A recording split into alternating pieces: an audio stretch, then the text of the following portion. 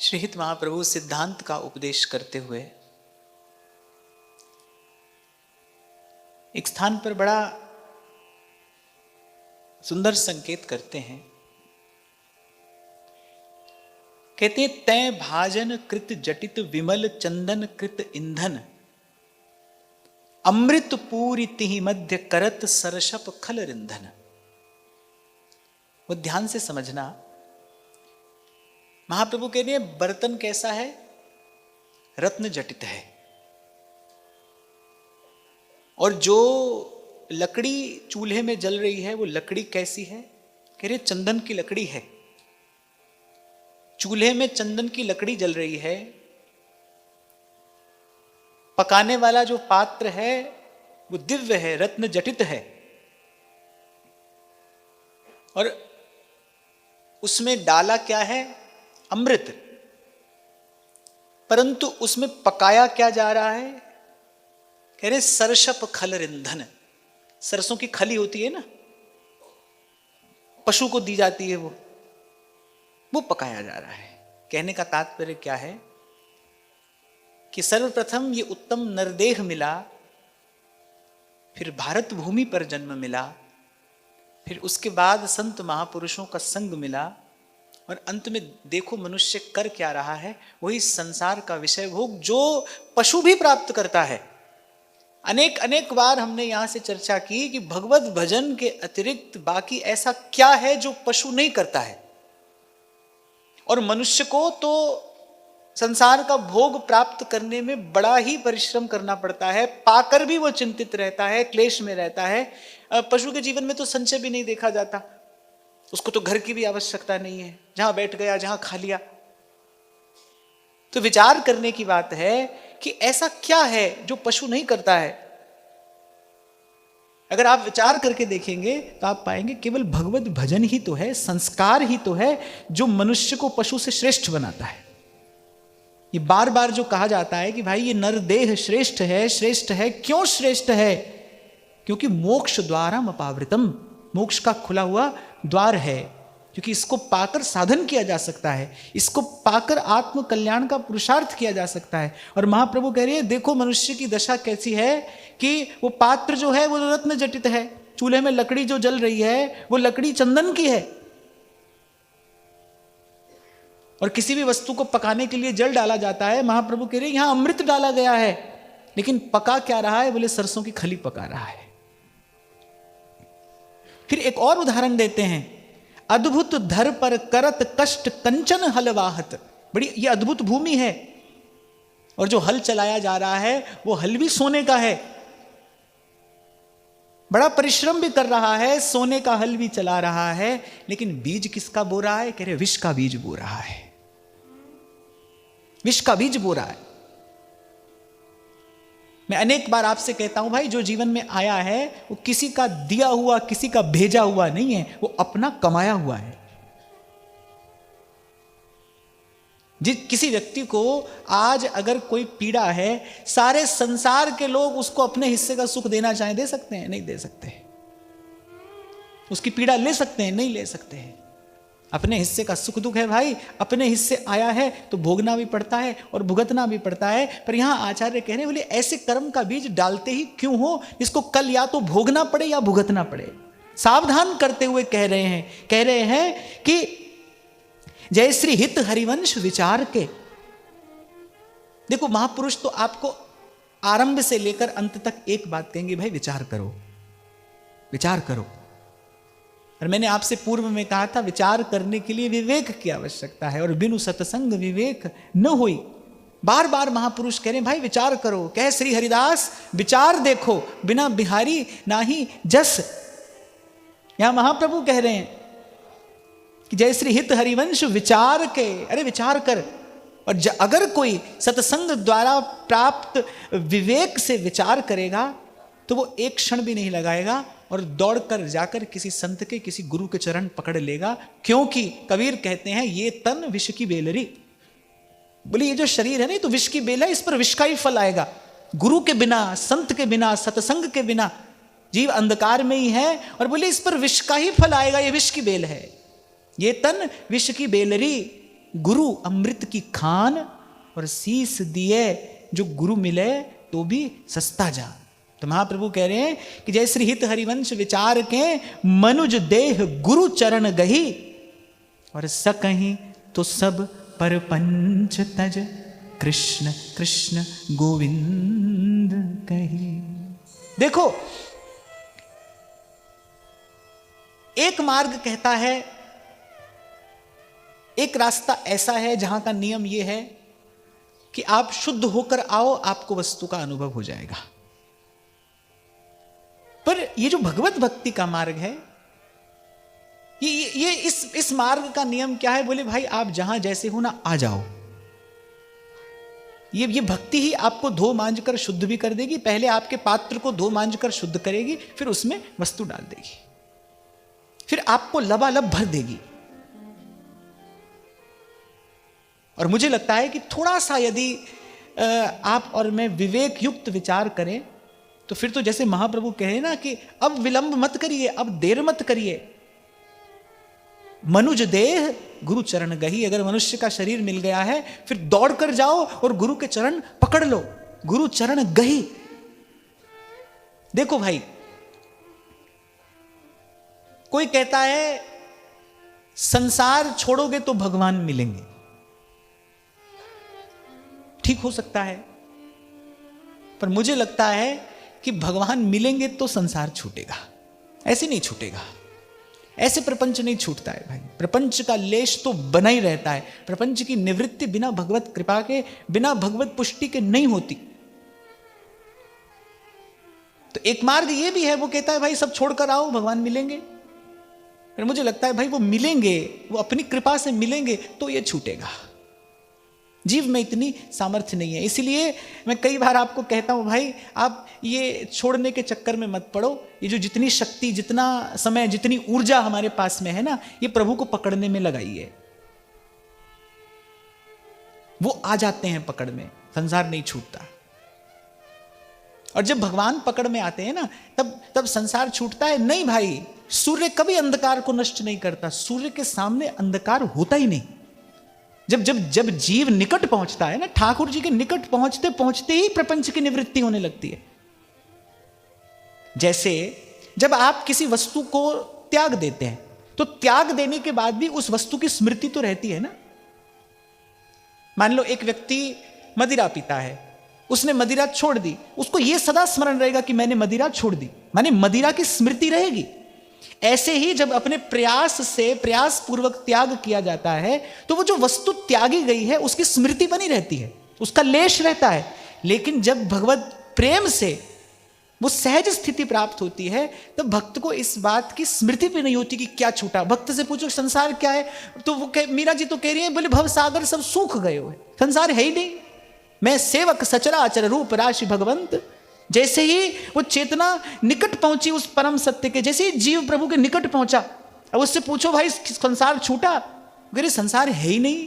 सिय राम मैं सब जग जानी, करहूं प्रणाम जोरी जुग पानी। अरे संसार है ही नहीं, सिय राम मैं सब जग जानी। इसलिए छोड़ने में और छूटने में बड़ा भारी भेद है, भारी भेद है। अनुभवी व्यक्ति इसका अनुभव कर सकता है। छोड़ने में बोझ है भाई, पहले वस्तु का बोझ है, फिर वस्तु को छोड़ने के कर्तृत्व का बोझ है, छूट जाए। और ये जो छूटना है, ये तो तभी होता है जब वो पकड़ में आ जाता है। वो उसके पकड़ में आते ही बाकी सब छूट जाता है, क्योंकि रहन देत नहीं और रस, यह है प्रेम की टेक। उसका सहज स्वभाव है, वो किसी और बात को, किसी विचार को, किसी चेष्टा को रहने ही नहीं देगा। जैसे उस दिन मैंने आपको एक उदाहरण दिया ना कि बूंद समुद्र में मिली, बस समुद्र हो गई। समुद्र में मिलते ही समुद्र हो गई। अच्छा, अब समुद्र भी चाहे तो उस बूंद को अपने से न्यारा नहीं कर सकता है। अब तो बूंद समुद्र हो गई। ये जो महापुरुष कहते हैं ना, भक्त में और भगवान में भेद नहीं होता, उसका तात्पर्य यही है। भक्त भगवान ही हो जाता है, भगवान में मिला भगवान हो गया। जानत तुम्हें हो ही जाई। उपनिषद कहता है ब्रह्मविद ब्रह्मैव भवति। उसको जानने वाला, पहचानने वाला वही हो जाता है। जो वाको देखे है जाई सो रूपवंत है जाई। तो इसलिए भाई सतत निरंतर विचार करते रहिए। जैसे व्यायाम करने से व्यक्ति तंदुरुस्त रहता है ना, स्वस्थ रहता है, सुंदर रहता है। व्यायाम करने से व्यक्ति स्वस्थ भी रहता है और सुंदर भी रहता है। सुंदरता क्या होती है? गोरे काले से सुंदरता का लेना देना नहीं है। गोरे काले से अगर होता तो भाई किसी को गोरा प्रिय लगता है, किसी को काला प्रिय लगता है, किसी को दोनों ही प्रिय लगते हैं, है ना।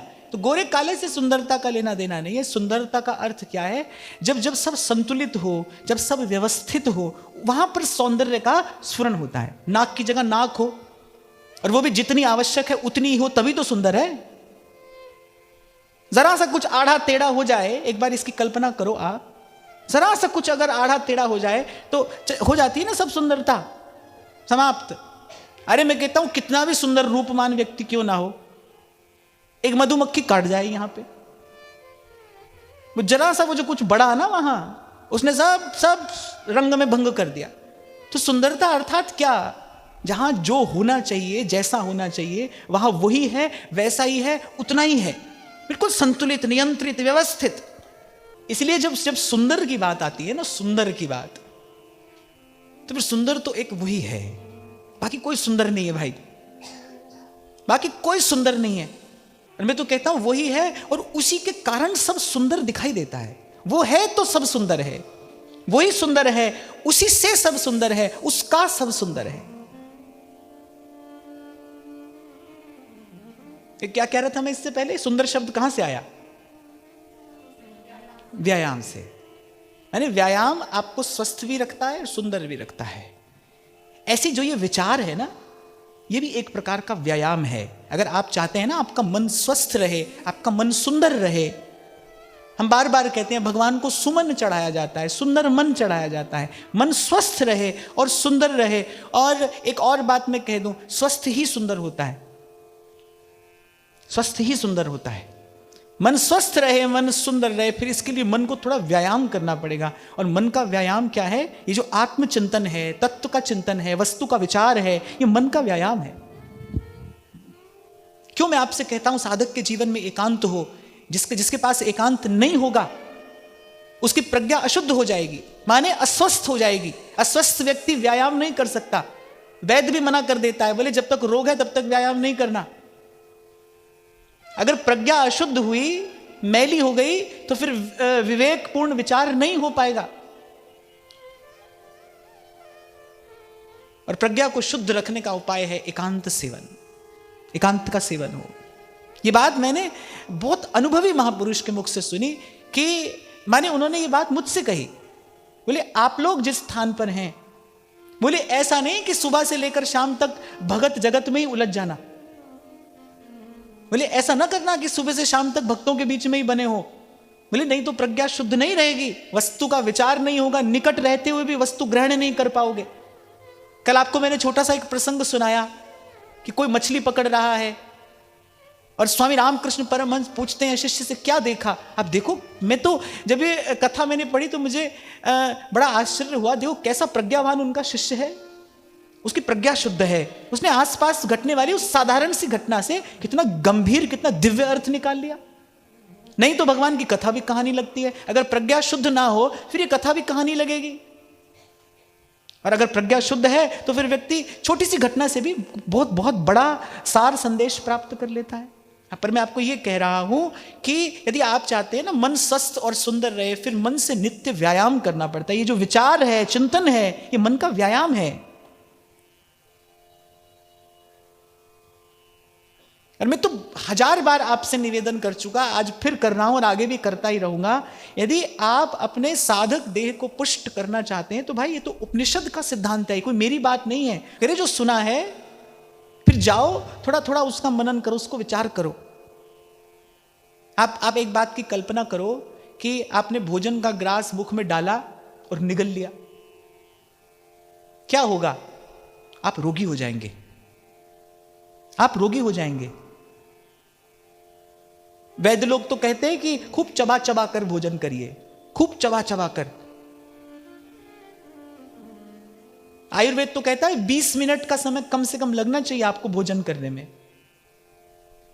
शांत मन से, प्रसन्न मन से पहले प्रभु को प्रार्थना करिए और प्रसाद बुद्धि से उसको ग्रहण करिए, प्रेम से पाइए। आहार की शुद्धि होने से सत्व की शुद्धि हो जाती है धीरे धीरे। तो जो सुना है ना यहां से, आज सुना फिर कल कुछ और सुनने आ गए। अब पूछा कल क्या सुना था, ये तो खबर नहीं, तो क्या हुआ, बस भोजन डाला और निकला। ये तो बिल्कुल ऐसा ही हुआ ना, भोजन डाला और निकला। उससे न तो रस बनेगा, रोग और हो जाएगा। अब आप पूछो भी कैसा रोग हो जाएगा। सुना लेकिन उसका कुछ मनन, कुछ चिंतन, कुछ निधिध्यासन नहीं किया। सुना सुना सुना सुन रहे हैं तो आपको लगेगा भाई सुन तो रहे हैं कम से कम, रोग क्या हो जाएगा। इससे रोग ये हो जाएगा कि आपको लगेगा कि हम बहुत सुन चुके, हम बहुत जान गए, हम बहुत जानते हैं, लेकिन आप नहीं जानते। ये भ्रम का रोग और हो जाएगा। इसलिए सुनिए, थोड़ा सुनिए, थोड़ा सुनिए, फिर जाकर उसका विचार करिए कि ये है खाए हुए को चबाना, उसका चर्वण करना।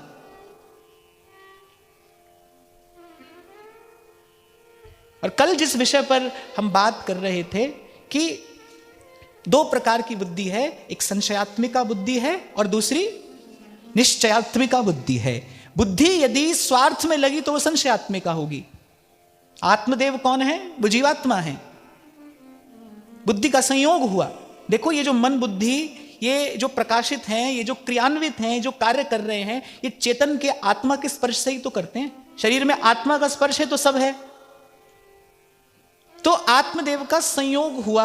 अब आत्मदेव कैसे हैं? बड़े तपस्वी ब्राह्मण हैं, बिल्कुल धर्मनिष्ठ हैं, तेजस्वी हैं, पर जैसे ही स्वार्थ युक्त बुद्धि से उनका संयोग हुआ, फिर जीवन विपरीत दिशा में जाना आरंभ हो गया।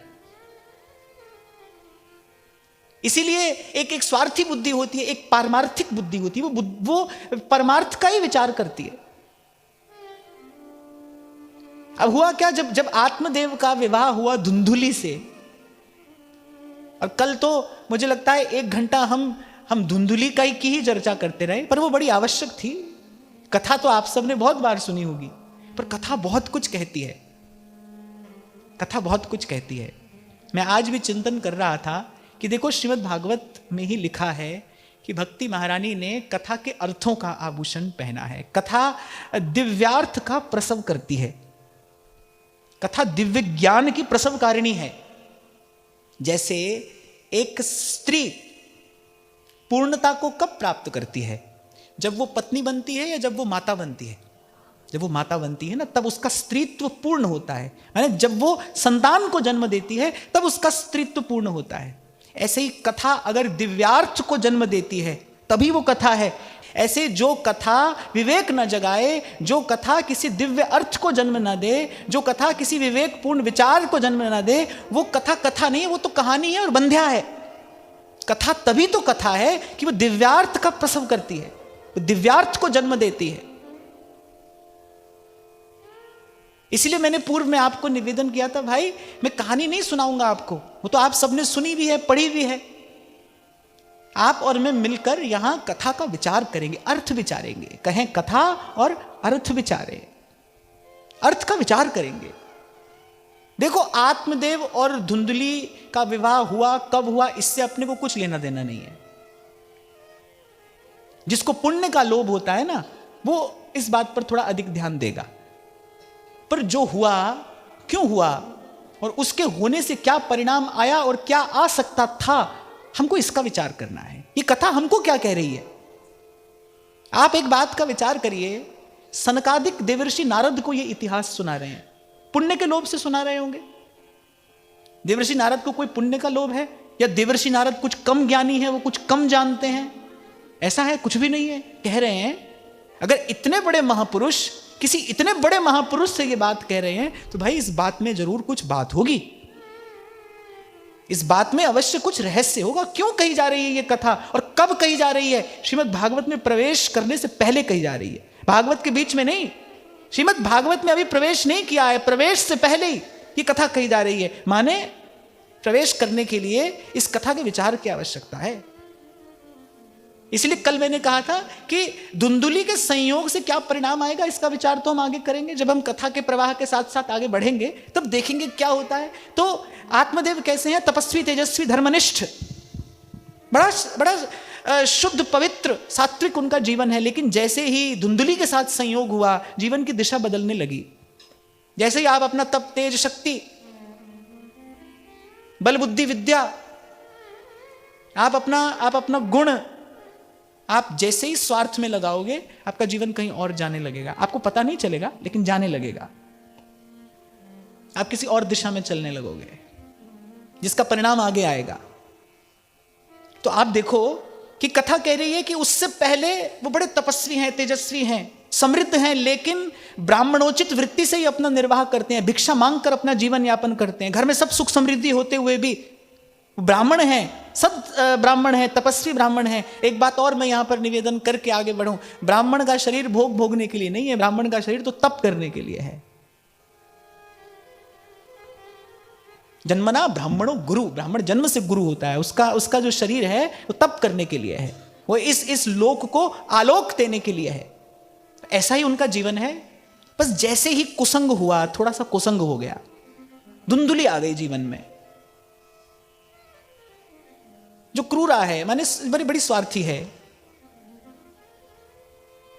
अपने ही सुख का विचार करती है। बस उसके संग से क्या हुआ, उसके संग से होते होते जीवन की दशा भी बदल गई, दिशा भी बदल गई। कहां जा रहे थे वो ब्रह्मनिष्ठ होने, वो तप और तेज उनको कहां ले जाता? ब्रह्म ज्ञान की ओर ले जाता। समाधि में पहुंचते, जाकर भगवान का दर्शन करते। कहां वहां जीवन की गति होती, और कहां जैसे ही इस स्वार्थ युक्त बुद्धि से उनका संपर्क संसर्ग हुआ, अब उनके विचार में कुछ और आने लगा।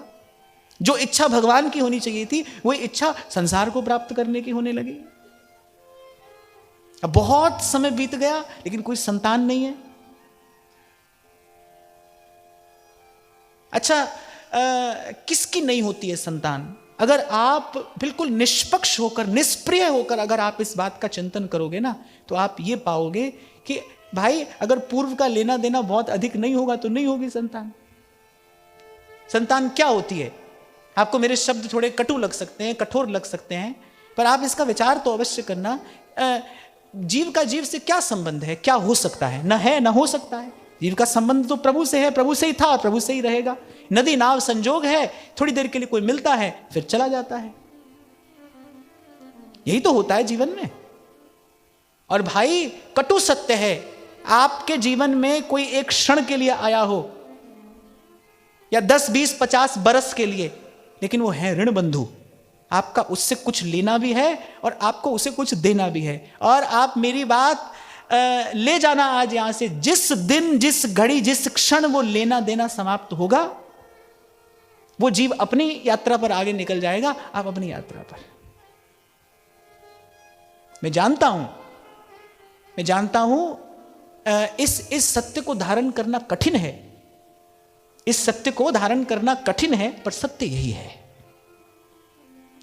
यही माया श्री कृष्ण की मोयो सब संसार। भगवान विचार करते, देखो भाई, इसको मैंने संतान इसलिए नहीं दी ताकि और आगे प्रपंच में न पड़े, और ये उसी प्रपंच में फंसने को आतुर है। अब देखो भाई, संसार की लीला तो कुछ ऐसी है, माता पिता दिन रात झगड़ रहे हैं, विवाह हुआ, पति पत्नी दिन रात झगड़ रहे हैं, और लगे बालक का भी ब्याह हो जाए। भाई, तुमने कौन सा सुख पा लिया जो ये पालेगा?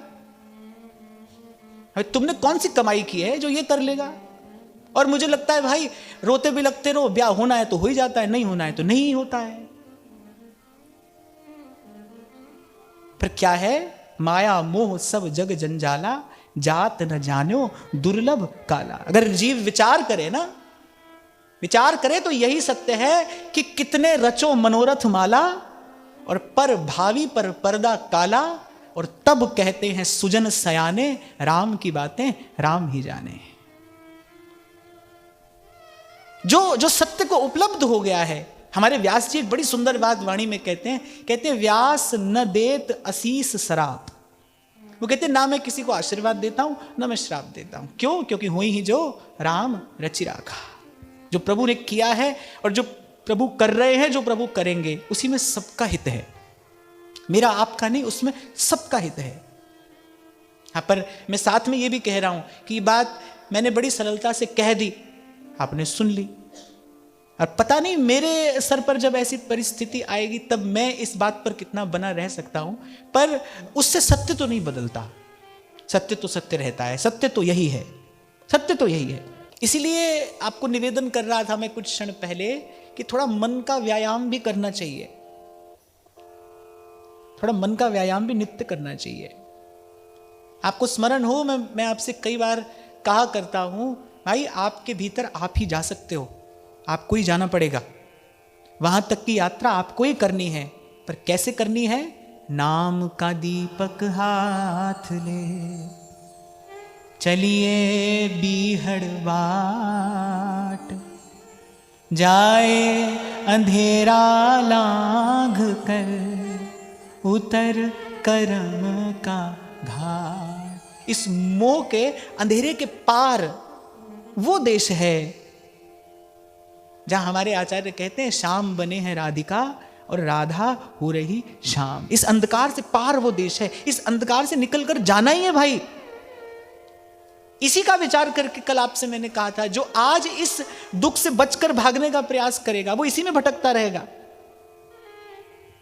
जो आज इसे स्वीकार कर लेगा वो कल इससे पार हो जाएगा, वो कल इससे मुक्त हो जाएगा। तो आप देखो, एक तपस्वी ब्राह्मण का मन कितना चंचल हो गया, कितना आतुर हो गया। पुत्रेषणा ने उसे इतना व्याकुल कर दिया कि मुझे पुत्र की प्राप्ति हो, मुझे संतान प्राप्ति हो। और ये क्यों हुआ? ये स्वार्थ परक उस बुद्धि के कुसंग के कारण हुआ।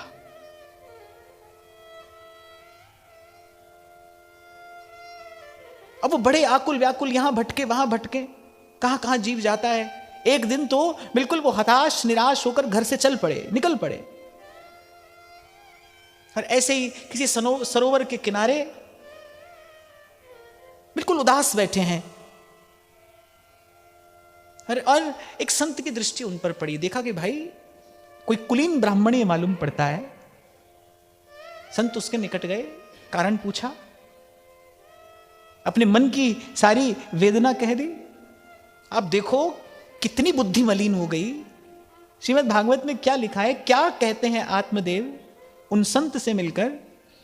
दिग्जीवितम प्रजाहीनम दिग्गृहम च प्रजाम विना दिग्धनम चानपत्यस्य दिक्कुलम संततिम विना। बोले अरे संतानहीन जीवन को धिक्कार है, संतानहीन घर को धिक्कार है, संतानहीन कुल को धिक्कार है। माने ऐसी बुद्धि हो गई उस ब्राह्मण की कि उनको लगा कि मानव जीवन का लक्ष्य केवल संतान की प्राप्ति है, बस अब तो जो होगा वो यहीं से होगा, इसी से होगा। इसी को कहते हैं बुद्धि में विपर्य उपस्थित हो जाना, बुद्धि का मलिन हो जाना। ये जो बार बार आपसे कहा जाता है ना भाई कुसंग से बचना, कुसंग क्या करेगा? बुद्धि को मलिन कर देगा, विचार शक्ति समाप्त हो जाएगी। एक बात बड़े सरल से शब्दों में आपको मैं कह दूं, भीड़ आपको भेड़ बना देगी। भेड़ होती है ना, बस चल रही है, किसी के भी पीछे चल रही है। भीड़ आपको भेड़ बना देगी। इसीलिए मेरा कबीर कहता है, कबीर जी कहते हैं, साधु न मिले जमात। अरे सिंहों के नहीं लेहड़े, मेरे शेर झुंडों में नहीं रहते, सिंहों के नहीं लेहड़े और हंसों की नहीं पात। आपने कभी देखा हो खेतों में या किसी नदी सरोवर में ऐसे बगुलों की पंक्तियां होती हैं, यानी अनेक अनेक बगुले होते हैं वहां पर। कबीर कह रहे हैं हंसों की नहीं पात, हंसों की ऐसी पंक्तियां नहीं होती। हंस तो मानसरोवर में अकेला या बस अपने किसी एक संगी साथी के साथ होता है। और कबीर तो कहते हैं हंस अकेला ही है, वो तो अब इस जीवात्मा को ही हंस कहते हैं, करिए अकेला ही है। कह रहे सिंहों के नहीं लेहड़े और हंसों की नहीं पात, कहते रत्नों की नहीं बोरियां। जैसे कोयला निकलता है खान से, ढेर का ढेर निकलता है ना, रत्नों की नहीं बोरियां। और ऐसे कहते हैं साधु न मिले जमात। बोले साधु भीड़ में नहीं मिलता है भाई, वो तो कहीं अकेला होगा। और बस जिसका एकांत पवित्र हो गया वही साधु हो गया, जिसका एकांत पवित्र है बस वही साधु है। वो घर में हो, बाजार में हो, वन में हो, किसी गिरी कंदरा में हो, झोपड़ी महल में हो, कहीं भी हो, इसका एकांत पवित्र हो गया, जिसको ये झीना झीना स्वर सुनाई पड़ने लगा, बस वो साधु हो गया।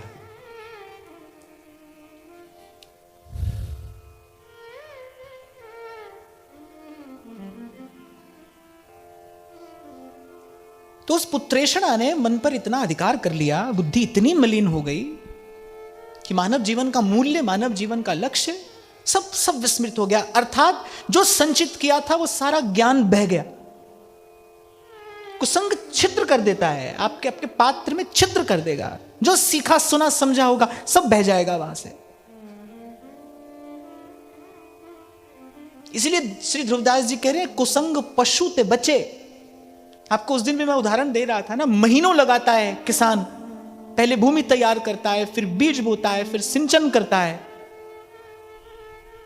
भाग्य साथ देता है तो समय पर वर्षा होती है, उसका परिश्रम महीनों में जाकर फलीभूत होता है। लेकिन जब खेती लहलहाने लगती है, यदि वो उस समय असावधान हो जाए और बाड़ लगाकर खेत की रखवाली न करे, तो एक रात में पशुओं का झुंड वो महीनों का परिश्रम व्यर्थ करा देता है कि नहीं? व्यर्थ करा देता है। तो जो कुसंग है वो पात्र में छेद कर देगा। आज आप भले कितना जानते हो, कल कुसंग हुआ तो परसों स्थिति कुछ और हो जाएगी। इसलिए तो मैं आपको कहता हूं भाई कि किस बात का गर्व करें, कल जाने क्या हो जाए, कल मन बुद्धि में जाने कैसा विचार आ जाए, किसका संग हो जाए, तिनका तो बयार के बस है। इसलिए बस प्रभु की कृपा का आश्रय लेकर, और विचार पूर्वक कहा मैंने आपसे कि जैसे दांतों के बीच में जिह्वा रहती है ना, ऐसे ही रहना पड़ता है संसार में भाई। जीतने की न सोचिएगा, हारे को तो हरि मिले, जीता जम के द्वार। संत लोग हार गए। महाराज वाणी में कहते हैं, जो कुछ वर्ते सब तेरा पाना, तेरा पाना मीठा लागे। कुछ नहीं कहना है प्रभु, आपसे कुछ नहीं कहना है। ये शब्द यहीं से निकले हैं। बिन बोलिया सब किछ जानना, किस आगे की जय अरदास। बिन बोलिया सब किछ जानदा, बिन बोलिया सब किछ जान। कभी पढ़ने को मिला मुझे और मन भर गया, आश्चर्य, आनंद और थोड़ा पीड़ा से भी, कि महाराज जी जब श्री गुरु तेग बहादुर साहब की शहीदी हुई दिल्ली में, औरंगजेब ने जो अत्याचार किया, वो कहने सुनने की बात नहीं है, मन बुद्धि की कल्पना से परे। कैसी दारुण पीड़ा उसने गुरु साहिब को दी। और जब श्री गुरु साहिब के उस बलिदान की खबर घर वालों को पड़ी, तो पहला शब्द उनके मुख से क्या निकलता है? तेरा पाना मीठा लागे। कहना सुनना बड़ा आसान है भाई, मैं तो पहले ही कह रहा हूं, फिर कह रहा हूं, मैंने कह दिया, बड़ा आसान है। पर जब समय आता है, जब स्थिति आती है, तब पता नहीं मन क्या सोचता है, क्या करता है, क्या कहता है। हाँ, पर सत्य यही है। इसलिए महापुरुषों ने कहा भाई, भक्ति दुहेली राम की नहीं, कायर का काम। इसलिए कबीर ने कहा, करे कोई सूरमा जात बरन कुल खोए। क्यों कहते हैं कबीर, जो घर फूके आपना चले हमारे साथ। ये बात अब धीरे धीरे समझ में आ रही है, सत्संग की कृपा से हमारी भी समझ में आ रही है कि भाई किसी को अपना बिगड़ा काम बनाना है, किसी को किसी का बना बनाया बिगाड़ना है, किसी को लेना है, किसी को देना है। तो भाई संसार में बाजार लगा है, दुकानें सजी हैं, सौदा मिल रहा है, जाओ कुछ दे दो और वहां से कुछ ले लो। पर यहां ये रास्ता दूसरा है भाई, ये मार्ग दूसरा है। इसीलिए मैंने कहा यहां तो पहले ही जो हार जाए वो आए, जो घर फूके आप ना चले हमारे साथ।